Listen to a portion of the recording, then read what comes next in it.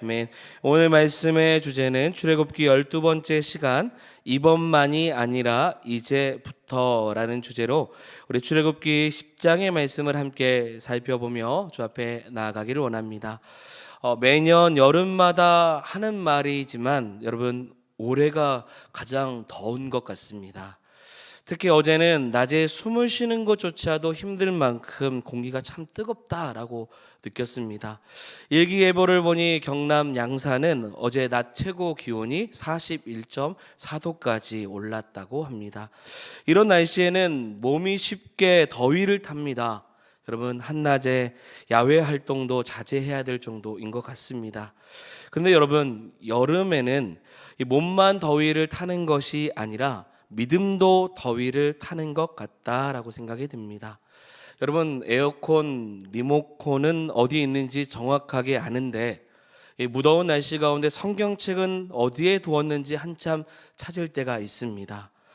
휴대전화 배터리가 20%만 남아도 얼른 충전기를 찾으면서 정작 내 영혼이 얼마나 지쳐 있는지는 모르고 살아갈 때도 있다라는 것입니다. 예배당이 조금 더우면 금방 알아차리는데 내 기도가 식어가는 것은 몇 주가 지나도 깨닫지 못할 수도 있다는 거죠. 여러분, 무더운 여름에는 쉼이 필요합니다. 몸도 쉬어야 하고 마음도 반드시 쉬어야 됩니다. 그러나 몸을 쉬게 하다가 여러분, 우리 영혼까지 하나님에게서 멀어져서는 안 될 것입니다. 그러면 지치게 되고 우리 영혼이 더욱더 소진되는 삶이 될 것입니다. 오늘 출애굽기 10장에서도 지친 사람들이 등장했습니다. 애굽 땅이 지쳤습니다. 애굽 백성도 지쳤습니다. 바로의 신하들도 지쳤습니다. 그리고 이스라엘 백성도 오랜 노예 생활에 지쳐 있습니다. 그런데 이상하게도 한 가지는 지치지 않았다라는 것을 알 수 있습니다. 그것은 바로 애굽 왕 바로의 고집입니다.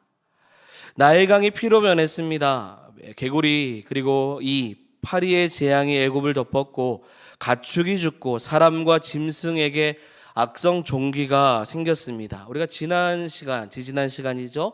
함께 살펴본 것처럼 우박과 불이 애굽 땅을 쳤습니다. 애굽의 모든 것이 지쳤지만 단 하나, 바로의 고집만은 지치지 않았음을 알 수 있습니다. 온 나라가 무너지고 있는데 바로는 자신의 고집을 내려놓고 있지 않다라는 거죠. 그래서 하나님의 말씀을 계속 거절하고 있습니다.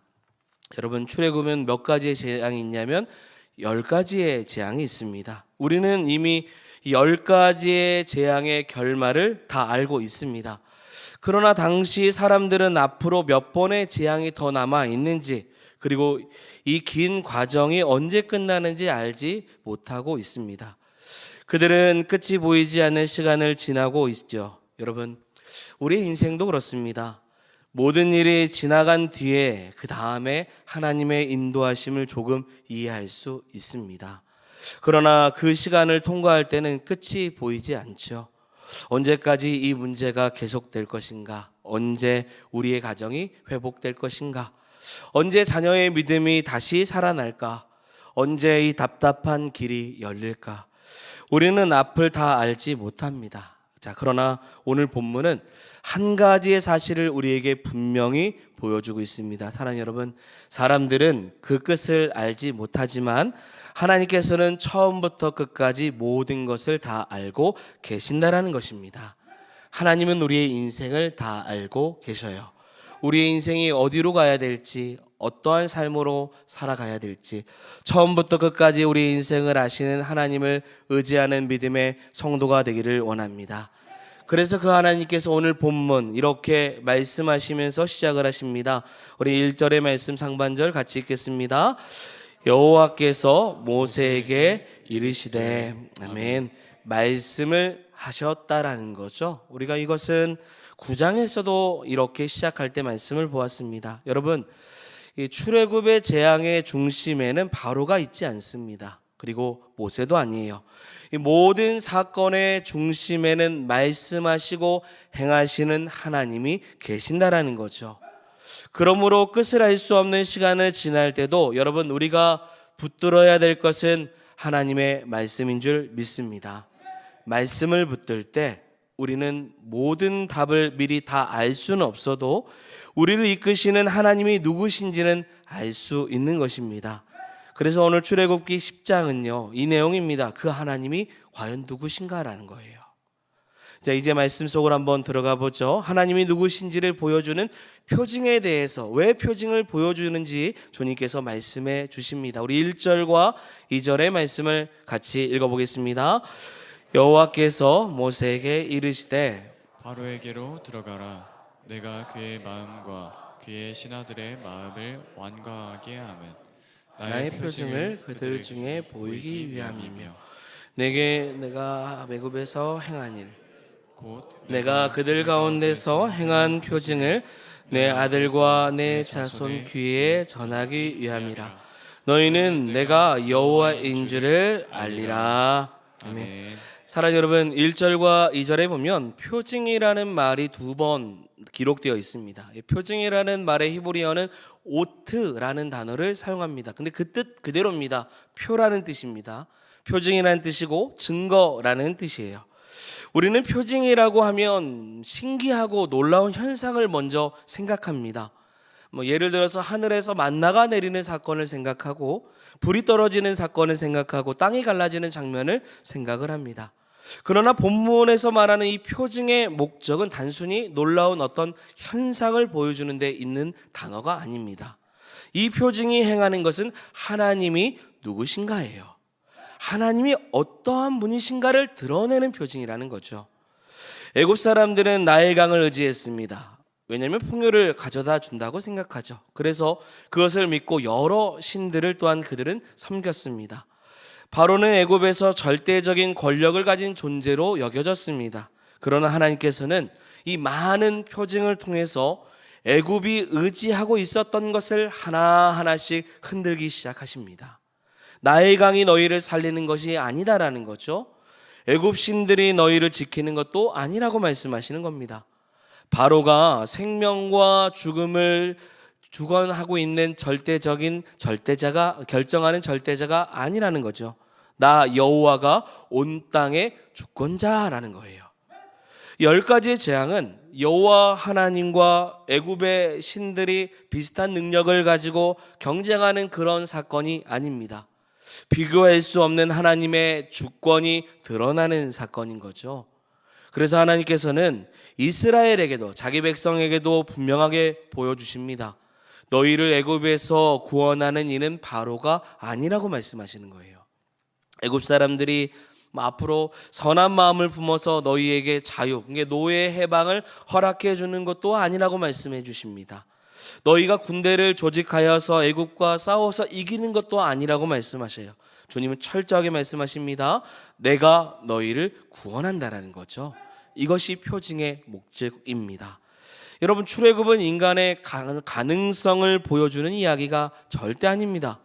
인간의 가능성이 완전히 막혀있는 그 자리에서 하나님께서 구원을 이루신다라는 이야기를 하시는 말씀이에요. 이스라엘은요, 여러분, 스스로 애굽을 탈출할 수 없습니다. 바로의 권세를 이길 군사력도 없어요. 오랜 노예 생활로 자신들의 미래를 선택할 자유조차도 없습니다. 그러나 하나님께서 말씀하십니다. 하나님께서 애굽을 심판하신다는 거예요. 하나님께서 자기의 백성을 이끌어 내시겠다고 말씀해 주시는 겁니다. 사랑하는 여러분, 구원은 하나님께 있습니다. 우리의 구원도 마찬가지입니다.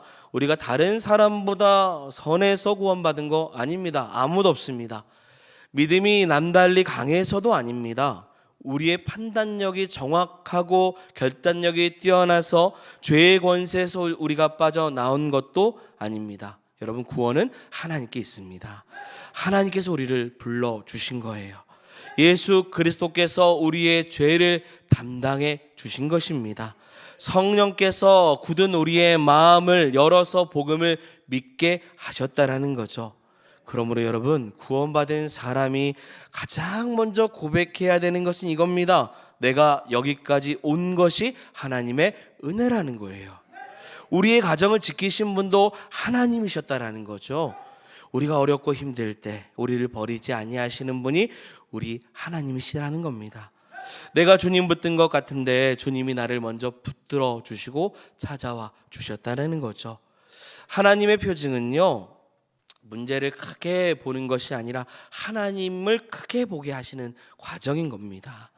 그래서 하나님께서 바로에게 이번만, 이 표징을 통해 이번만 나를 인정하라 라고 말씀하시는 거 아닙니다. 이제부터예요. 내가 여호와인 줄을 너가 알라라는 거죠.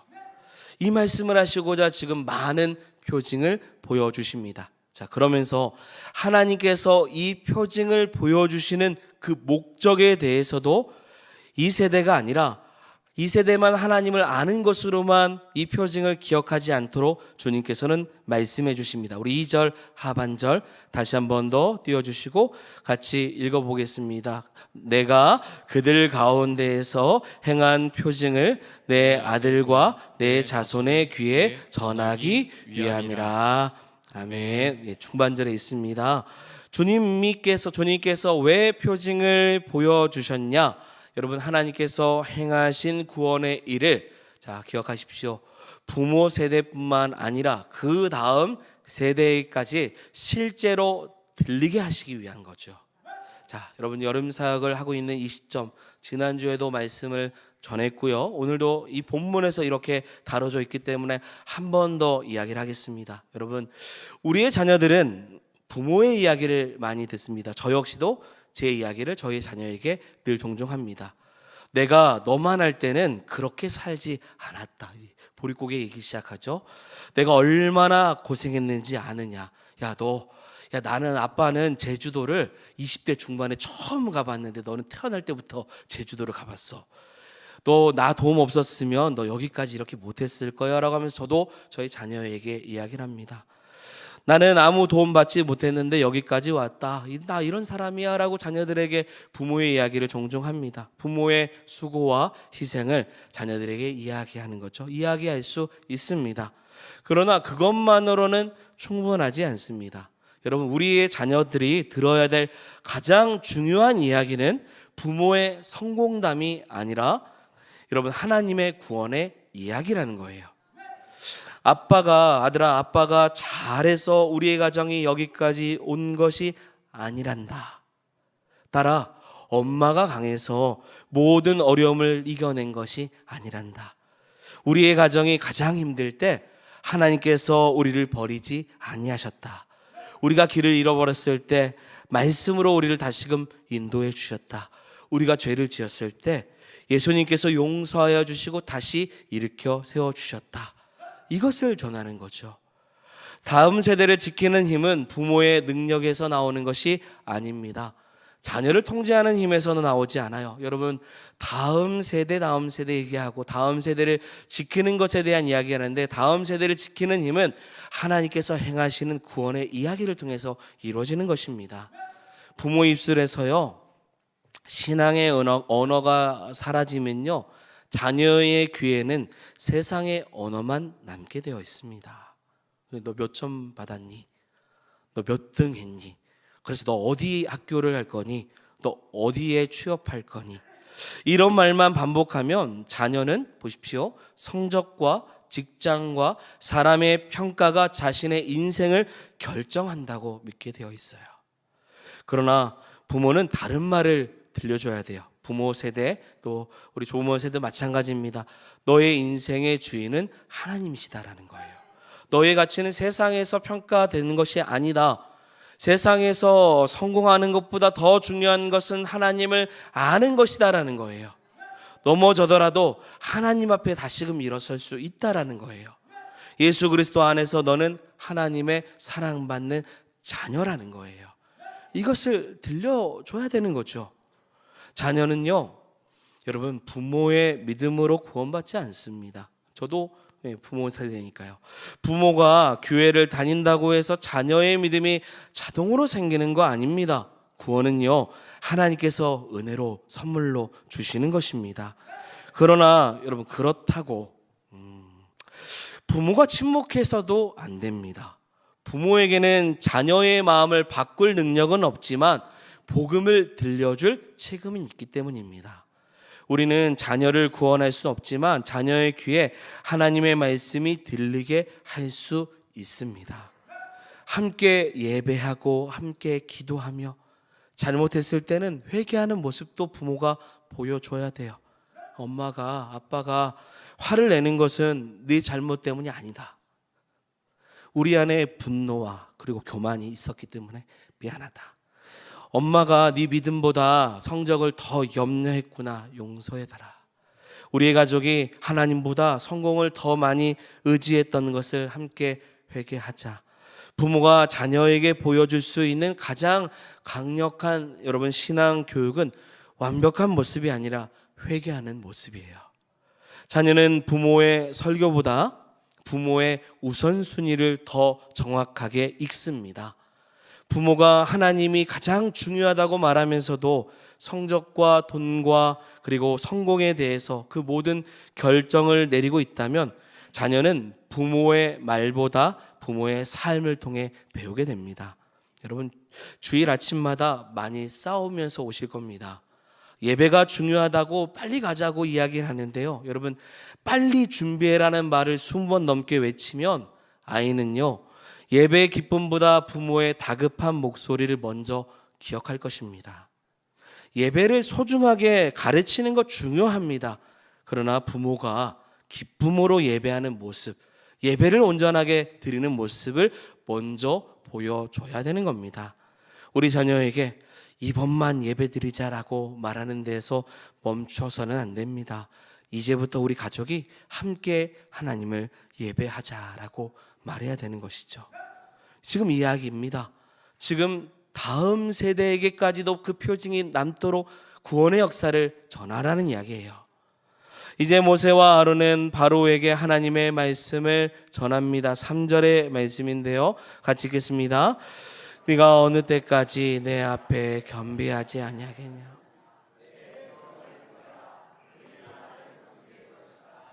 아멘. 하나님께서 바로에게 물으셨죠. 네가 어느 때까지 내 앞에서 겸비하지 아니하겠느냐. 여러분, 겸비하다라는 말은 히브리어로 아나라는 뜻인데요. 그냥 그 단어 그대로입니다. 자신을 낮추고 굽힌다라는 뜻이에요. 바로가 하나님 앞에서 자신을 낮추지 않는 거죠. 하나님의 능력을 보지 못해서가 아닙니다. 이미 몇 번입니까? 7번의 재앙을 경험했어요. 바로에게 부족한 것은 증거가 아닙니다. 이미 표징과 증거가 많아요. 그러나 말씀을 들을 마음이 준비되어 있지 않은 것이죠. 하나님께서는 충분히 말씀하셨지만 바로는 듣고도 순종하지 않고 보고도 자신을 낮추지 않고 있는 것입니다. 여러분, 하나님이 누구신지 몰라서가 아니라 하나님이 자기 인생의 주인이 되시는 것을 원하지 않고 있다라는 것이죠.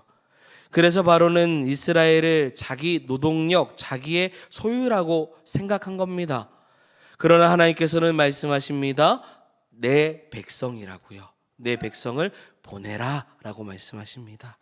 이스라엘은 바로의 소유가 아닙니다. 하나님의 백성이죠. 저와 여러분들도 이 세상에 소유된 사람들이 아닙니다. 우리는 하나님의 백성이고 하나님의 것입니다.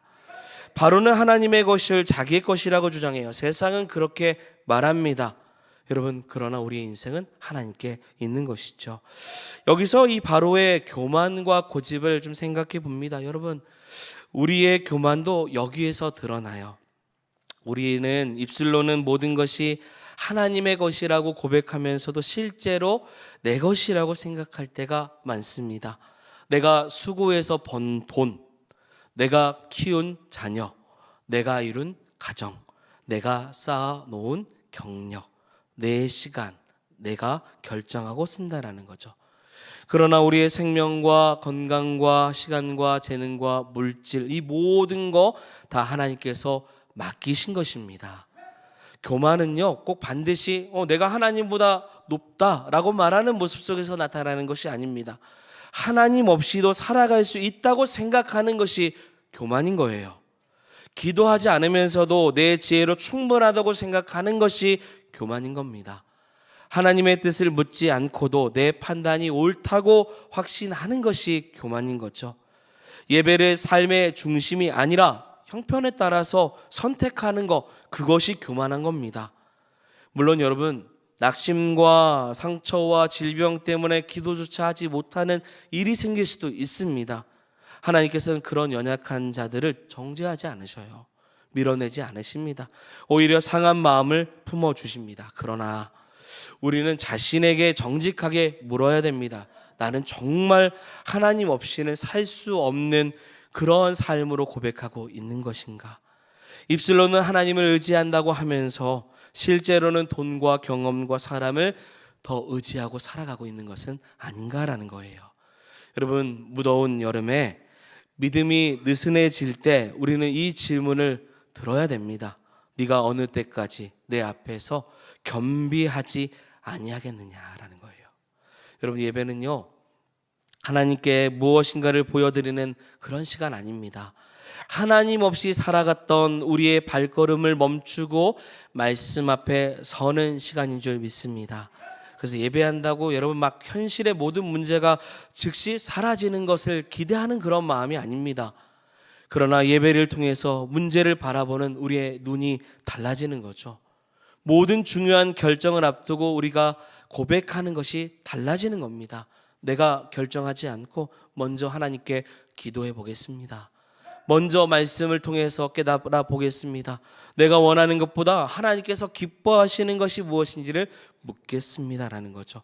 그래서 이것이 겸손입니다. 하나님이 하나님 되심을 인정하고 내가 피조물임을 인정하는 것, 이것이 겸손의 모습인 거죠. 바로는 교만했습니다. 자신을 의지했습니다.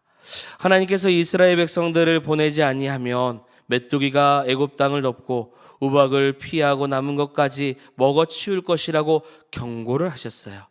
여러분, 메뚜기 재앙, 그 다음 또 재앙이 있고 이제 마지막 재앙까지 있습니다. 흑암이 있고요. 그리고 이제 장자에 대한 것이 있죠. 메뚜기 재앙은 불편함을 주는 정도가 아닙니다. 애굽에 남아있는 양식, 마지막 양식과 미래의 희망까지 사라지는 심판인 거예요. 모세와 아론이 바로 앞에서 나아가자 신하들이 이제 바로에게 말합니다. 왕은 아직도 애굽이 망하는 줄을 알지 못하시니까 라는 거예요. 여러분, 이건 직언입니다. 이것은 작은 충언 아니에요. 절대 권력을 가진 왕 앞에서 신하들이 지금 사실상 이렇게 말하는 겁니다.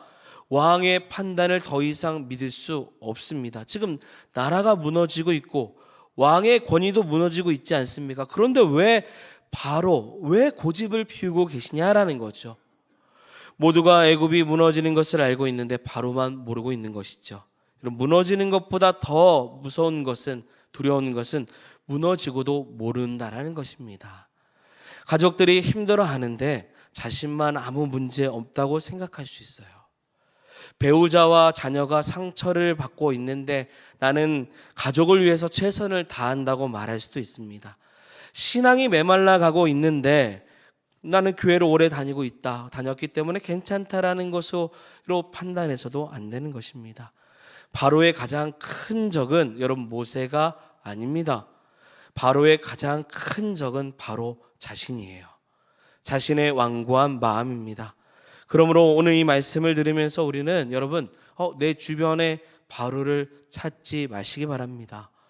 내 배우자가 바로였네, 혹은 내 자녀가 바로였네, 나를 힘들게 했던 그 사람이 바로였네 라고 생각하면요, 이렇게 적용하면 말씀은 다른 사람을 정죄하는 도구가 됩니다. 여러분, 내 주변의 바로를 찾기 전에 사랑하는 여러분, 내 안에 바로를 보시기를 바랍니다. 나는 말씀을 듣고도 무엇을 그렇게 고집하고 있는가? 가족들이 힘들다고 말하는데 무엇을 그렇게 인정하지 않고 있는가? 하나님께서 내려놓으라고 하시는데 도대체 무엇을 그렇게 움켜쥐고 내가 의지하고 있는 것인가? 내가 옳다는 것을 증명하려다가 여러분 사랑하는 사람과 동역자를 잃을 수도 있는 것을 기억해야 됩니다. 오늘 본문이 우리에게 묻습니다. 너는 아직도 무너지고 있는 것을 알지 못하느냐라는 거죠. 신하들의 요청을 들었던 이제 바로는 그래서 모세와 아론을 다시 부릅니다. 그리고 바로가 말합니다. 말씀 보면 가서 너희의 하나님 여호와를 섬기라라고 말해요. 드디어 이제 바로가 좀 순종하는 것처럼 보입니다. 그러나 바로는 곧 이어서 묻습니다. 뭐라고 묻냐면 갈 자는 누구냐라는 거죠. 여러분, 이 질문 속에서 이 바로의 계산이 들어 있습니다. 자, 가기는 가되 모두는 갈 수 없다. 자신이 허락한 사람만 가라는 거예요. 하나님께 자신도 순종을 하겠다. 하지만 자신이 정한 범위 안에서 순종하겠다라는 거죠. 여러분, 이것은 순종 아닙니다. 이것은 타협이에요. 타협이죠. 이때 모세가 대답합니다. 말씀 한번 띄워주세요. 다음 구절 같이 읽겠습니다. 우리가 여호와 앞에 절기를 지킬 것인즉 우리가 남녀노소와 양과 소를 데리고 가겠나이다. 아멘. 모세는 대답하죠. 대답은 분명합니다. 남자들만 가는 거 아닙니다. 어른들만 가는 거 아닙니다. 뭐예요? 자녀들도 함께 가야 합니다. 양도 소도 데리고 가야 됩니다. 우리가 다 가야 합니다라는 거예요. 하나님께서 원하시는 것은 이스라엘의 일부가 잠시 종교 행사를 하고 돌아오는 것을 말씀하시는 거 아니죠. 언약 백성 전체가 애굽의 지배에서 나와서 하나님을 섬기는 것을 하나님이 말씀하신 것입니다. 바로는요, 장정들만 보내겠다고 하는 거죠. 이게 무슨 말입니까? 어른들만 갔다 와라. 가족이 이제 애굽에 남아 있는 겁니다. 남아 있으면 어떻게 됩니까? 떠나지 못하죠. 떠난 사람들도 결국 돌아올 수밖에 없습니다. 이게 가족을 사실상 볼모로 잡아서 이스라엘을 계속 통제하겠다라는 거죠. 자, 여러분, 세상은요, 오늘도 우리에게 신앙을 완전히 버리라고 말하지 않습니다. 오히려 그럴듯한 방식으로 타협을 제안합니다. 잘 들어보십시오. 믿기는 믿어라. 그러나 전부를 드리지는 말라고 해요. 예배는 드려라. 그러나 삶의 중심을 두지는 말라고 해요. 교회는 다녀라. 그러나 중요한 결정은 세상의 기준으로 해라라는 거예요. 마음은 하나님께 드려도 좋지만 돈과 시간과 자녀들의 진로는 네가 붙들어 가고 있어야 된다는 거예요. 하나님은요, 우리의 주일, 이 주일 1시간만 주님이 우리 인생의 주인 되기를 원하시는 분이 아니십니다. 우리의 가정, 직장, 학교, 모든 관계, 그리고 재정과 시간에 하나님은 주인이 되기를 원하십니다. 신앙은 삶의 일부를 하나님께 떼어드리는 것이 아니라 삶의 전체가 하나님의 것임을 인정하는 거예요. 그렇다고 여러분, 우리의 헌신이 완전해야 구원받는다는 뜻은 아닙니다. 우리의 구원은 우리의 완전한 헌신이 아니라 그리스도의 완전한 순종에서 이루어지는 것이죠. 그러나 여러분, 진짜 구원받은 사람은 삶의 일부만 자기의 것으로 남겨두려 하지 않습니다. 넘어지면서도 다시 삶의 전체를 주님께 드리기를 원해요. 이것이 진짜 구원받은 사람의 모습입니다. 바로는 이번만 조금 보내겠다. 이번만. 그러나 하나님께서는 우리의 일부가 아니라 우리의 삶 전체를 부르시는 것입니다. 여러분, 우리의 자녀도 애굽에 남겨둘 수 없습니다. 보십시오. 어린아이 그리고 청소년들, 청년은 여러분, 우리 장차 우리 교회 섬길 일꾼들이죠. 믿으시죠? 그런데 그 장차만을 위한 존재들이 아니라는 거예요. 그들은 지금도 하나님 백성이 돼야 되고요, 지금 복음을 들어야 되고요, 지금도 하나님을 예배해야 되는 사람이에요. 장차를 생각하는 거는 나중 일이죠. 부모는 자녀에게 이렇게 말해서는 안 됩니다. 너 나중에 예배하면 돼.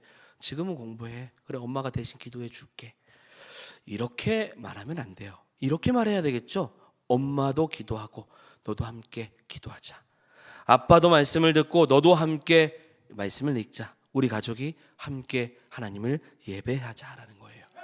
타협하면 안 됩니다. 허락하면 안 돼요. 다음 세대에 대해서 들려줘야 될 이야기가 무엇인가를 정확하게 이야기해야 됩니다. 공부해야 돼요. 좋은 진로를 준비해야 돼요. 내일 또 수련회가 있으니까 이런 말씀을 드리는 겁니다. 자신의 재능을 성실하게 개발하기도 해야 됩니다. 그러나 그 모든 것이 하나님을 대신할 수는 없습니다. 우리 자녀에게 필요한 것은 완벽한 부모가 아니에요.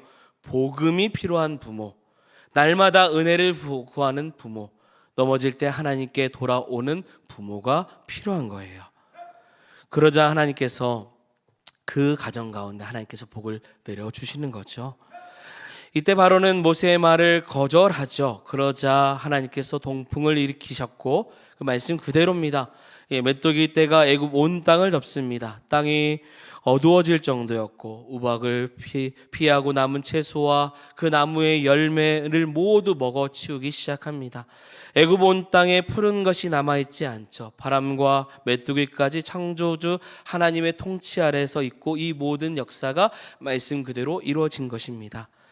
그러나 여러분, 이 본문을 읽으면서 우리는 모든 질병과 이 경제적인 어려움을 이 메뚜기 재앙과 동일하게 여겨서는 안 될 것입니다.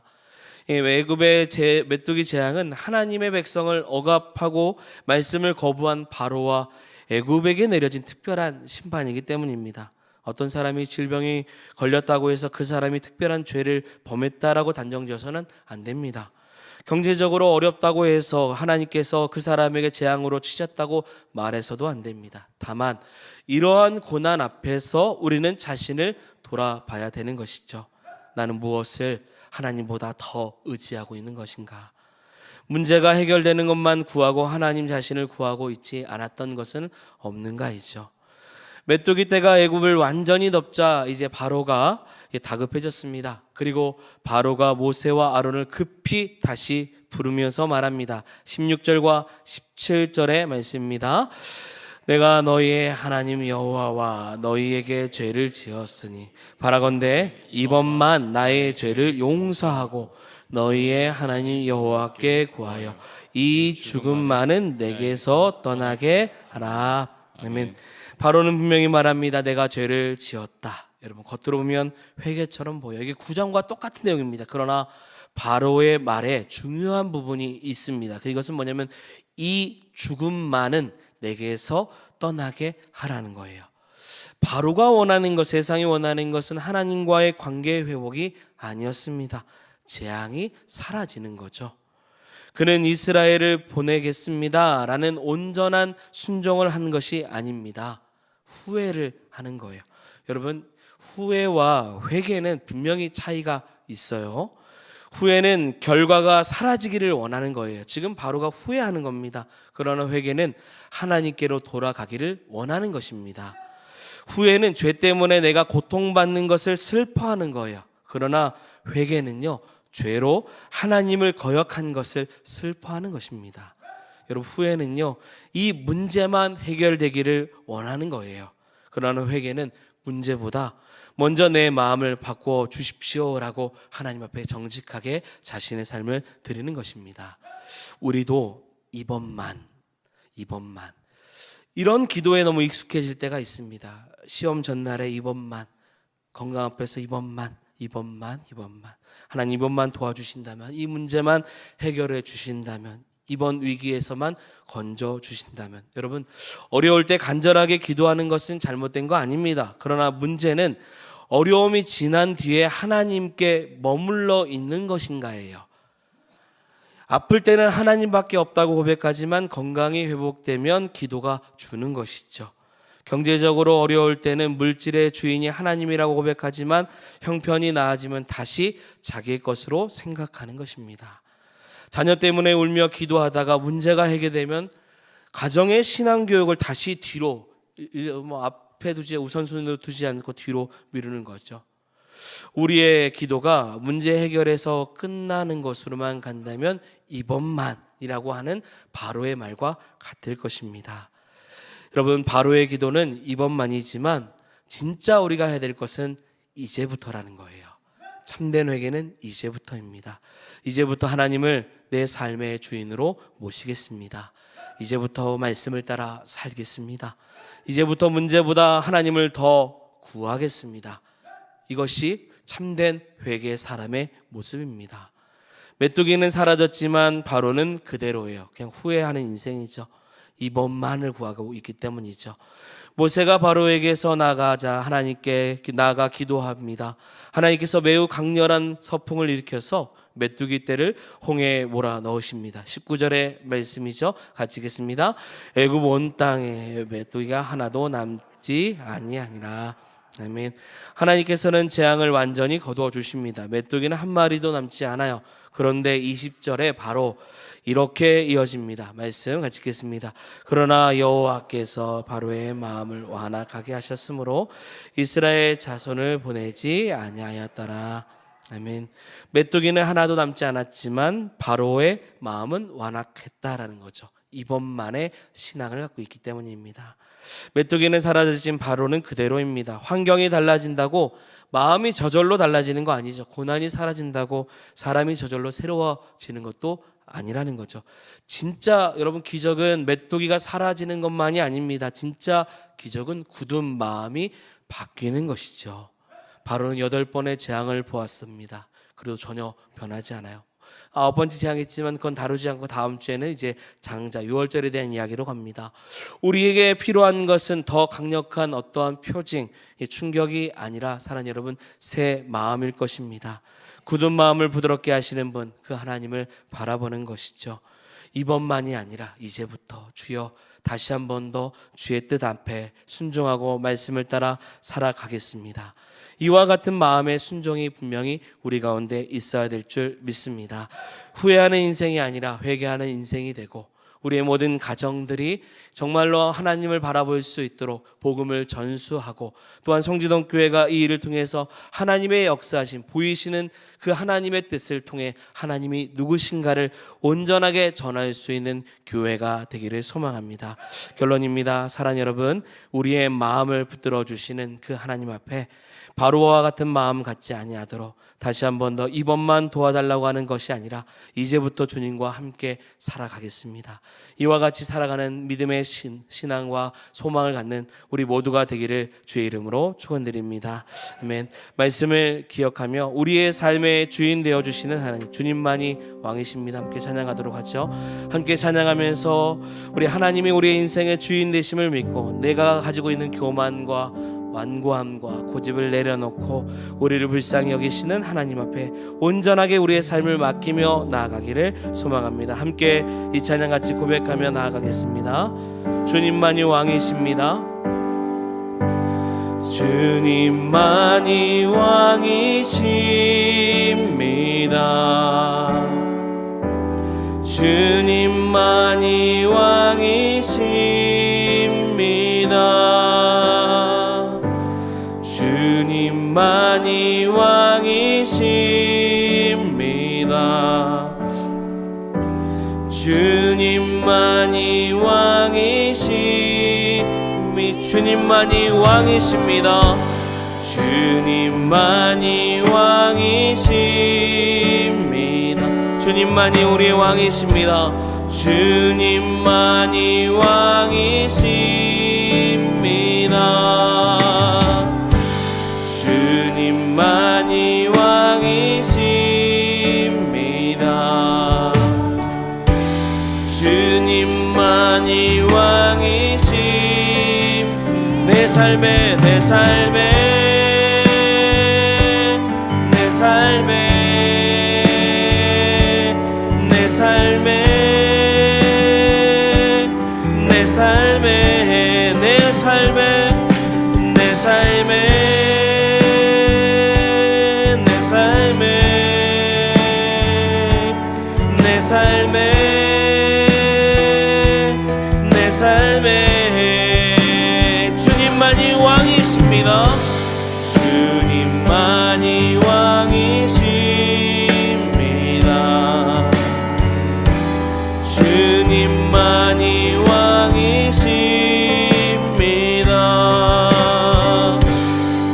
주님만이 왕이십니다. 주님만이 왕이 내 삶에 내 삶에 내 삶에 내 삶에